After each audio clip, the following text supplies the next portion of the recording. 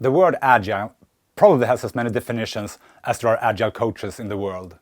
And no, being agile doesn't mean that you don't do documentation. Autonomy seems to be another one of those words that eludes a clear definition. One thing that might pop to mind are autonomous robots that steers themselves. They're not intelligent, but they have enough logic in order to make sense of their environment and to drive around on their own. Autonomy can also refer to self-governance. For example, Åland Islands is a province of Finland, but they do have their own government. In a medical context, autonomy refers to a person's ability to make his or her own decisions, and is one of the fundamental ethical principles. Today, I'm going to try to bring a clear definition of what autonomy means in the context of a team-based agile organization. And heads up, if you're an agile anarchist, you're not going to like it.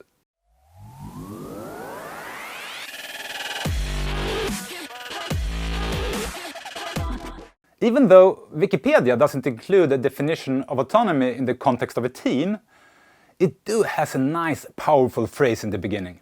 Autonomy is the capacity to make informed, uncoerced decisions. Informed, uncoerced decisions. Let's get one thing out of the way immediately.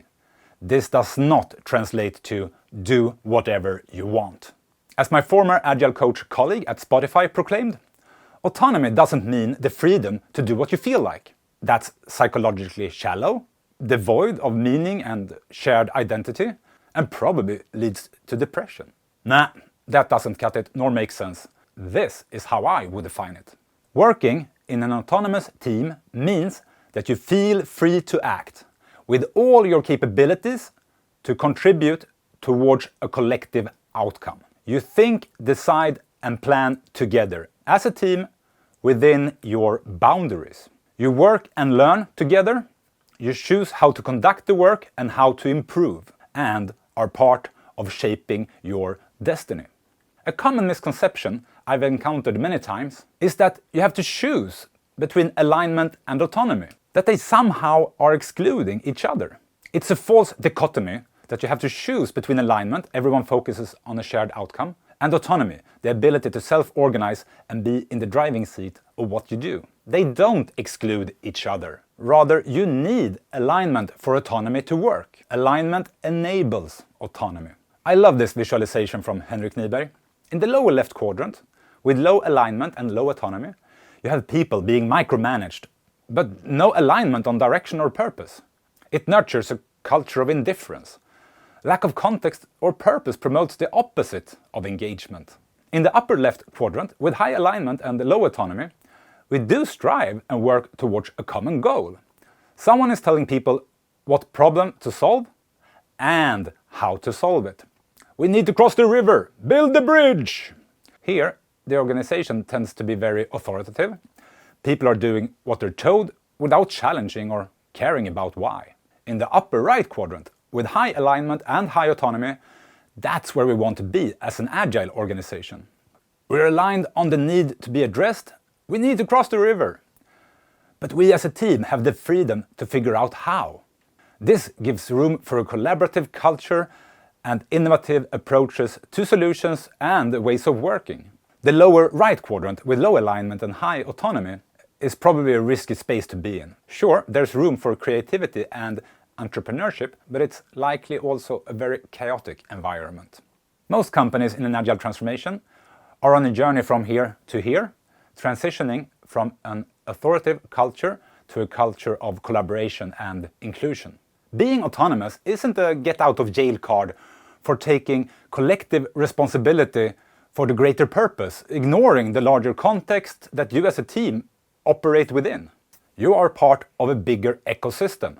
What you do have an impact on others and the business. You need to relate and contribute towards long-term goals and objectives. You have to learn how to collaborate with other teams that need your help or from whom you need support. You operate in a culture where some values and behaviors are appreciated over others.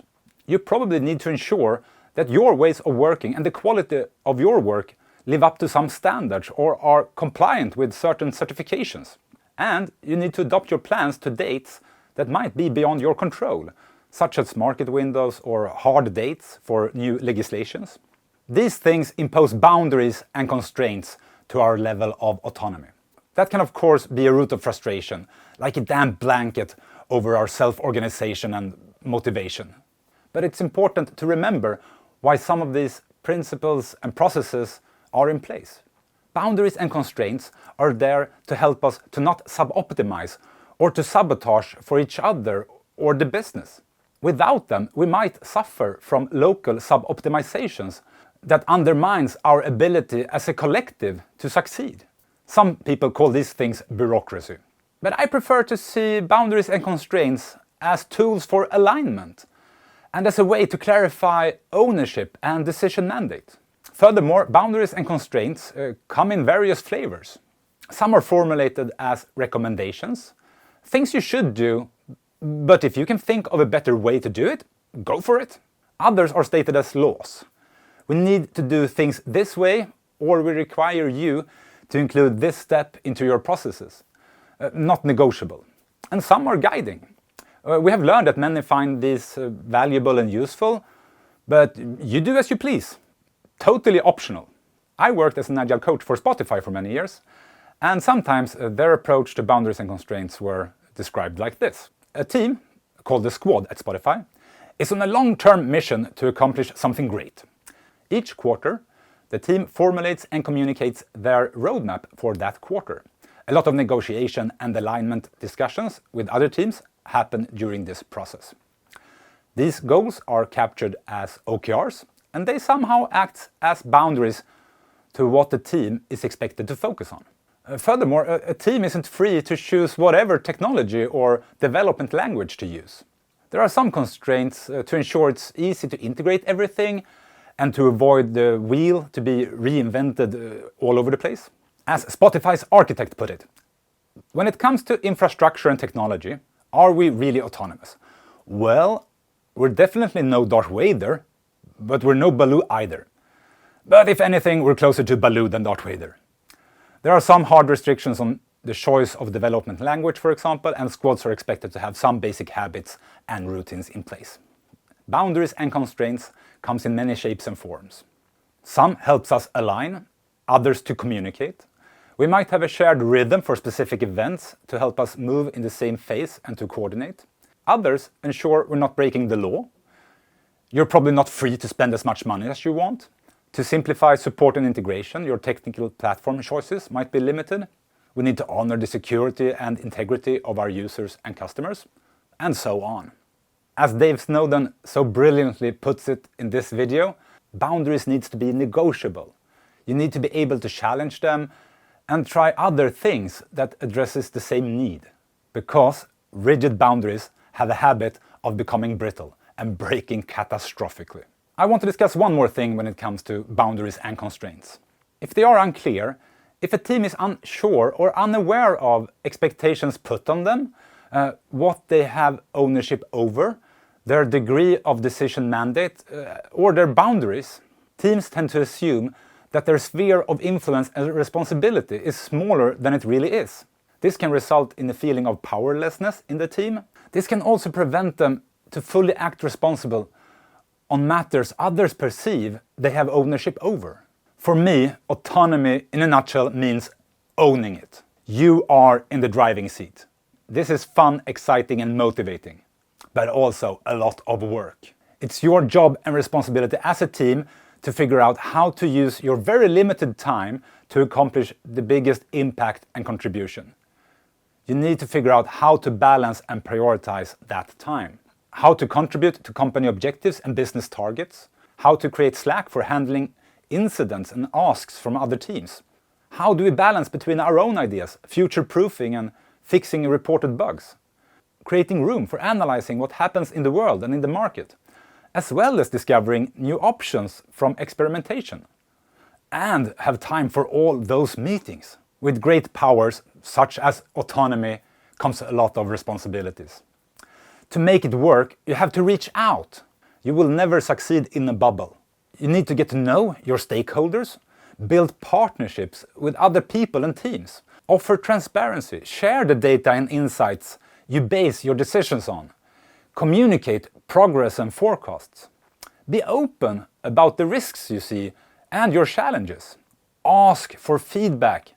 Invite others to challenge your ideas, your roadmaps, and how you view your mission as a team. And embrace ownership. Ensure you have access to data and understand the why and the business model so that you can make responsible decisions in the moment. You need to plan for long-term ownership of the user's experience, the future health of the systems you build, and the data you store. Accept that it's your job to figure out how to balance everything you possibly could spend time on, while maintaining a healthy, sustainable pace. Phew! And as I said in the beginning, if you're an Agile anarchist, you have probably stopped watching this video a long time ago. So, to summarize, working in an autonomous team means that you feel free to act with all your capabilities to contribute towards a collective outcome. You think, decide and plan together as a team within your boundaries. You work and learn together. You choose how to conduct the work and how to improve, and are part of shaping your destiny. And that's how I define autonomy. Thank you for watching to the end. I hope you enjoyed this episode. I hope to return in future episodes to discuss why and when autonomous teams are a great idea and the possible great benefits you get from having autonomous teams. And I also would like to talk more about enabling factors from leadership and the organization.